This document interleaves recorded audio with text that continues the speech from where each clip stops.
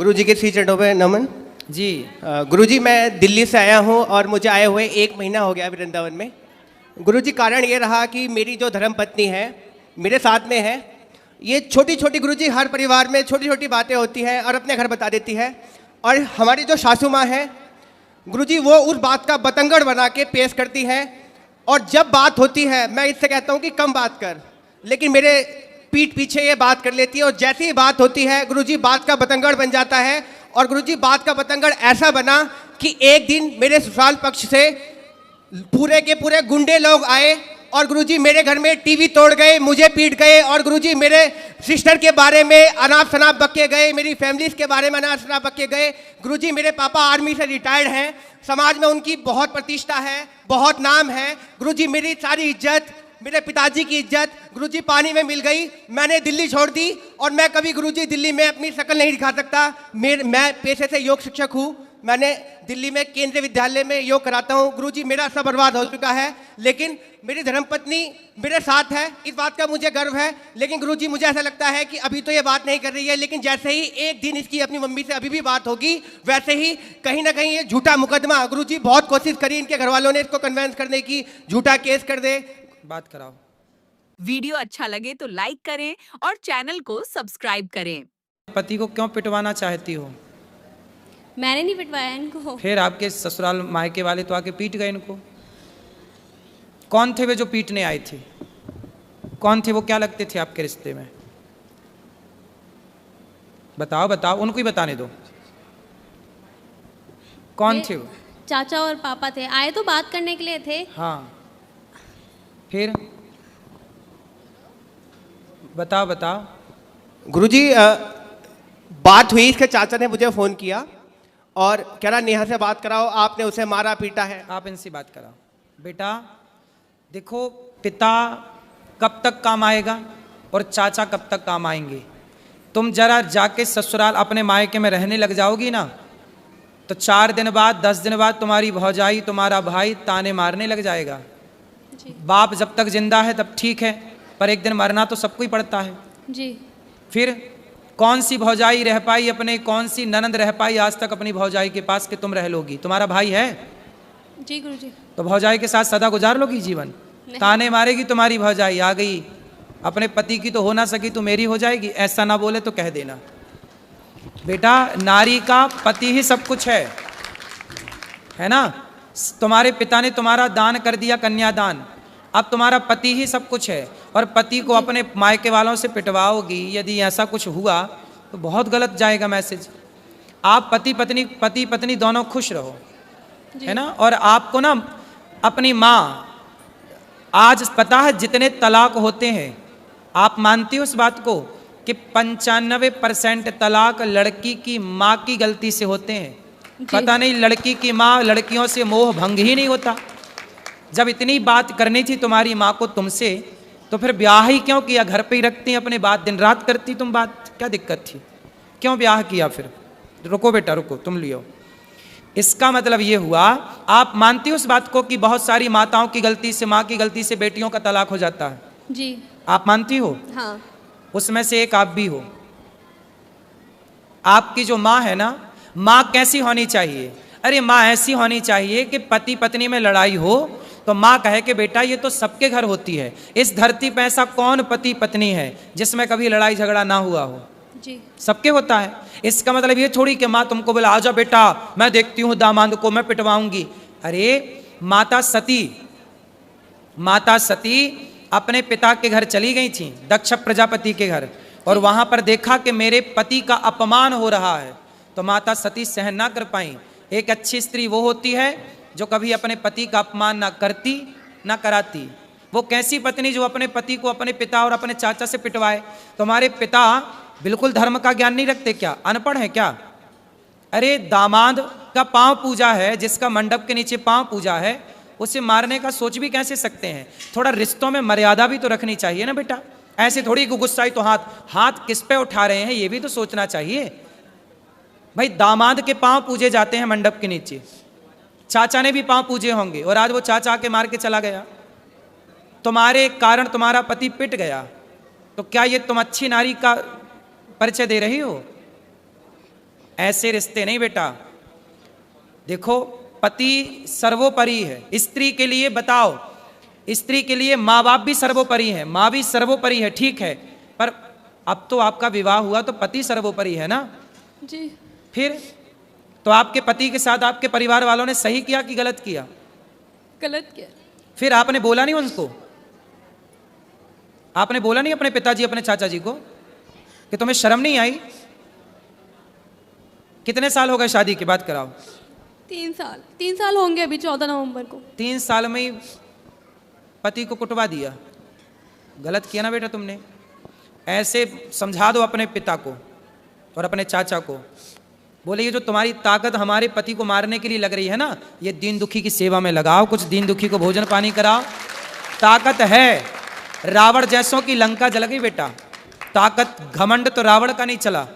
तो बोल देना अपने चाचा को और अपने पिता को, जी गुरुजी। है ना, कि मेरे पति को आप सुनो, आपका धर्म है कि आपको पति की तरफ खड़े होकर बोलना चाहिए, चाचा मेरे पति की तरफ आंख उठा के मत देख लेना, ये आपका धर्म कहता है। ठीक है। ठीक है। तो आप किसके साथ हो? माँ के पक्ष के पति के साथ? इनके साथ। तो पति आपके शराब पीते हैं? नहीं।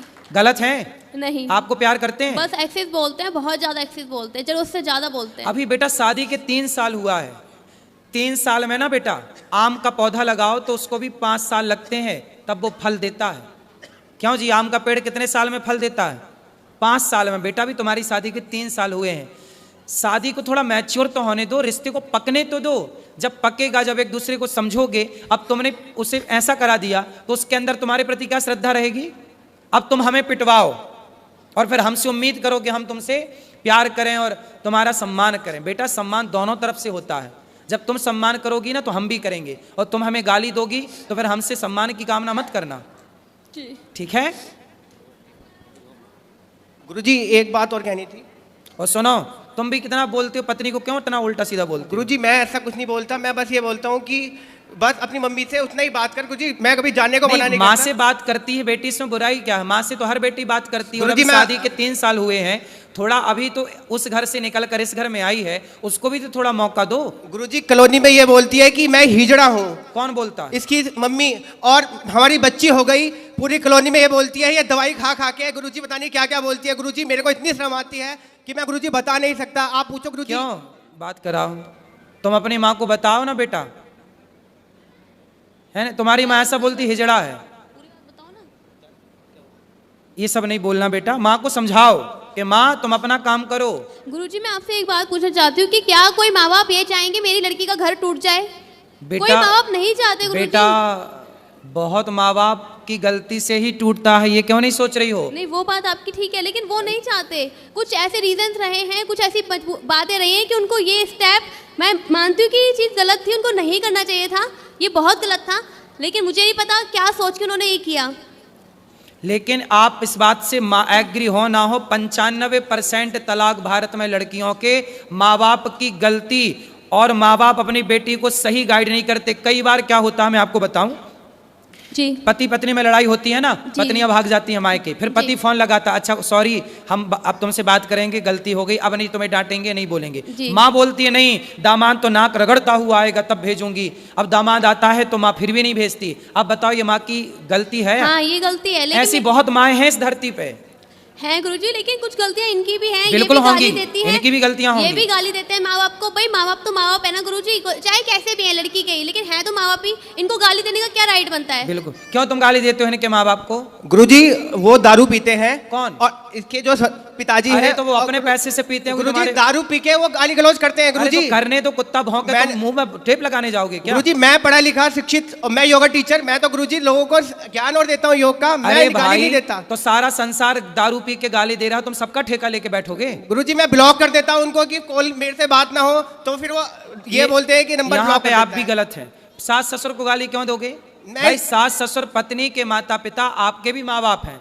जितने आपके लिए आपके माँ बाप प्रिय हैं, ऐसे उतने ही उस लड़की के लिए उसके माँ बाप प्रिय हैं। इसलिए हर लड़की को अपने माँ बाप से प्यार है, हर लड़के को अपने माँ बाप से प्यार है। प्रिय साधकों, श्री अनिरुद्ध आचार्य जी महाराज के इस अनूठे प्रश्नोत्तरी सत्र में आपका हार्दिक स्वागत है। यहाँ आपके जीवन के हर प्रश्न का उत्तर प्राप्त होगा। ध्यान पूर्वक सुने और उनके अमृतमयी वचनों को अपने हृदय में संजो लें। का हुआ 10 साल से मैं लड्डू गोपाल को रखी हूँ, बट अभी तक मेरे गोद में नहीं आए हैं लड्डू गोपाल। आएंगे आएंगे, चिंता ना करिए पूरा बिहारी जी। कितना गाली और हम सुन चुकी हूँ। लोग कहते हैं कि आत्मा शुद्ध नहीं है, इसके लिए नहीं आते। जो इतना सेवा करेगा गोपाल जी को, उसका गोद सुना कैसे रहेगा। भगवान देखो, बेटा बेटी के लिए संसार के लोग रोते हैं, क्या मीराबाई बेटे के लिए रोई? जो भगवान के लिए रोते हैं, संसार में कीमती बेटा बेटी नहीं है। जिनके बेटे हैं उनकी माँ वृद्धाश्रम में रह रही है, उनके बेटे सेवा भी नहीं कर रहे हैं। आप बेटे के लिए नहीं, भगवान के लिए रोइए। बेटे बेटी ने कोई संतान है गोदी में आएगी, पर भगवान के लिए रोइए। भगवान कब मिलोगे? गुरुजी 10 साल से गोपू को रखी हूँ। भगवान के लिए रोइए, भगवान के लिए आंसू बहाइए, संसार के जंजाल के लिए नहीं। गुरुजी संसार में हूँ तो संसार का भी तो सुख चाहिए ना गुरुजी। चाहिए, भगवान करें आपको मिले, परंतु जीवन की सार्थकता पुत्र से नहीं है। आप रो रही हो अलग विषय है, लेकिन आपका कल्याण भगवान से ही होगा। पुत्र मिल भी जाएगा तो पुत्र मिल जाने के बाद का कल्याण हो जाता है, बिना भक्ति के, बिना भजन के कल्याण हो ही नहीं सकता। गुरुजी लोग कहते आत्मा शुद्ध नहीं है, तभी तो इतना करने के बाद भी रोती रहती है। कहने दीजिए लोगों को। ए मैया, ये किनकी उंगली मैया थोड़ा हाथ पीछे कर लो। मैया, आप भगवान का चिंतन करिए, भगवान के भजन में मन लगाइए। बेटा हो जाए, भगवान करे आपके 10 बेटा हो जाएं। हम तो ये प्रार्थना करें खूब बेटा हो, हर साल एक बेटा हो आपके यहाँ। लेकिन ईश्वर की मर्जी जो है, आप फिर भी खुश रहिए, ये मान करके भगवान ने मानुष जीवन दिया, इस जीवन से ईश्वर को पाना है, ना कि पुत्र के लिए रोना। दे दें तो अच्छा है, भगवान करें हर साल हो आपके घर बच्चा। नहीं गुरुजी, बस एक चाहिए जो लाए। अरे नहीं, हर साल हो, क्या दिक्कत है? हर साल जब हो तो बढ़िया हो, लेकिन भगवान के लिए रोइए। संतुष्ट नहीं हुए आपके जवाब से। आप संतुष्ट नहीं हो सकती अभी। संतुष्टि सत्संग से मिलेगी, जवाब से नहीं। जब सत्संग करेंगे तब ये समझ में आएगा। सब परिवार से अकेले सबको पूछ के मैं आते रहती हूँ, कोई नहीं आया, मैं अकेले आती हूँ। आप आए हैं, आते रहिए, लेकिन आपको भगवान पे भरोसा रखना चाहिए। हमें अपना कल्याण का सोचना चाहिए। बहुत लोगों के बच्चा नहीं है। मीराबाई का कोई बेटा था, स्वामी विवेकानंद जी का कोई बेटा था, या तुलसीदास जी का कोई बेटा था। फिर इन्होंने भगवान के भजन के बल पर अपना कल्याण किया है, ना कि पुत्र के कारण। आप भगवान के आश्रित रहिए तो सही। राधे राधे गुरुजी। जी गुरुजी प्रणाम, कोटि कोटि चरण। मैं ये बोलना चाहती हूँ, हमने बहुत गरीबी झेली। मायके में हम 3 बहनें हैं, ससुराल में सब कुछ है, लड़का बच्चा सब कुछ है, लेकिन पता नहीं क्यों मन में बेचैन रहता है। होगा, ठीक होगा। दूसरी औरत के चक्कर में हमारे घर में बहुत ज्यादा तकलीफ मची है। कौन दूसरी औरत के चक्कर में है कोई जो हमारा घर बर्बाद कर रही है। तो कौन है? कौन सा पुरुष औरत के चक्कर में है? हमारा पुरुष। अच्छा, तो वो औरत जो है उसे समझाओ। नहीं समझा सकते, पति बोलते हैं कुछ बोली तो वो औरत कौन है? रिश्तेदार ही है, पड़ोस में? जहाँ पे वो रहते हैं वहीं पे। तो क्यों नहीं? आपको बोलना चाहिए। चुप रहोगे तो कब तक चुप रहोगे? सारी जिंदगी चुप रखेगा। तो घुट घुट के जी रहे हैं गुरुजी की, हम मरने के अलावा कुछ नहीं। नहीं, उसको बोलो, चुड़ैल के छाती पे चढ़ो। कौन तुम्हारे पति को बिगाड़ रही है? नहीं बोल सकते, वो बोल रहा है सारी गलती मेरी है। किसकी? मेरे हस्बैंड की। आपकी गलती? आपकी गलती है? वो मेरे हस्बैंड बोल रहे हैं पूरी गलती मेरी है। हाँ तो बोले सुधारो अपनी गलती, अब छोड़ो उस महिला को। बोलो कि भाई गलती है तो सुधारा भी तो जा सकता ना गलती को, कि गलती करते रहोगे। बोलो पति को, वरना बोलो क्या मैं छाती पे चढ़ूंगी, इसकी दांत तोड़ूंगी। कंप्लेंट करो पुलिस में, उस नारी। सब कुछ पता है गुरुजी, नंबर नाम सब पता होने के बावजूद भी कुछ नहीं बोल सकते। बोलना पड़ेगा। पुलिस कंप्लेंट करो, पुलिस को लेके जाओ और डंडा लेके जाओ। हस्बैंड मरने की धमकी देते हैं। कौन? मेरे पति। तो या तो हस्बैंड मरेंगे, या आप कह रही हो कि हम घुट घुट के मर रहे हैं। तो किसको मरना है फिर बताओ?